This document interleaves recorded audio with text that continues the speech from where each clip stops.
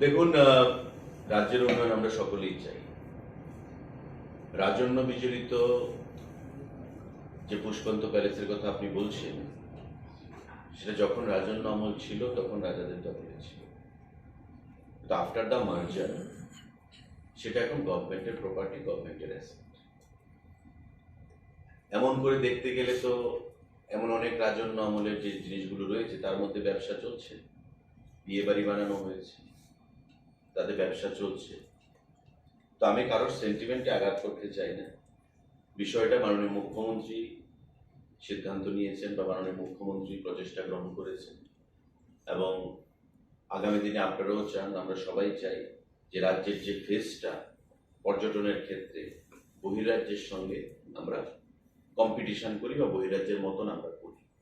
তো সেটাকে মাথায় রেখে এখানে এখনো সিদ্ধান্ত কিছু হয়নি, আলোচনার পর্যায়ে রয়েছে, কিন্তু আমি সবাইকে আহ্বান জানাবো যে এটা বর্তমানে গভর্নমেন্ট অ্যাসেটের মধ্যে গভর্নমেন্ট যে কোনো ধরনের সিদ্ধান্ত গ্রহণ করতে পারে। গভর্নমেন্টের সঙ্গে এমন কোনো চুক্তি নেই যে চুক্তিতে বলা আছে যে এখানে কোনো সরকারি প্রজেক্ট বা সরকার কাউকে দিয়ে কোনো প্রজেক্ট এখানে করতে